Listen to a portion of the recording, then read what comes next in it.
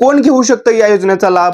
18 वर्षावरील कोणताही भारतीय नागरिक ज्याला गैर कृषी व्यवसाय सुरू करायचा आहे किंवा वाढवायचा आहे तो नागरिक या व्यवसायासाठी पात्र आहे.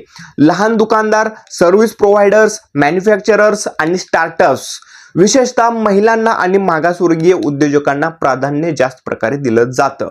आता या योजनेसाठी कोणती कागदपत्र तुमच्याकडे असणं गरजेचं आहे? ओळखपत्र ज्यामध्ये आधार कार्ड, पॅन कार्ड असणं गरजेचं आहे. पत्त्याचा पुरावा आणि व्यवसायाचा जो प्लॅन आहे, जो प्लॅन तुम्ही सीए कडनं जाऊन घेऊ शकता किंवा बनवू शकता.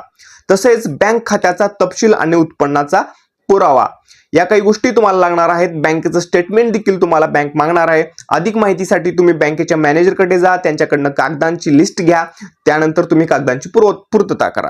ही योजना विशेषतः नवउद्योजकांसाठी आहे ज्यांच्याकडे तारणासाठी मालमत्ता नाही, अशांसाठी ही योजना महत्त्वपूर्ण ठरते. आता ही अर्ज प्रक्रिया कशी?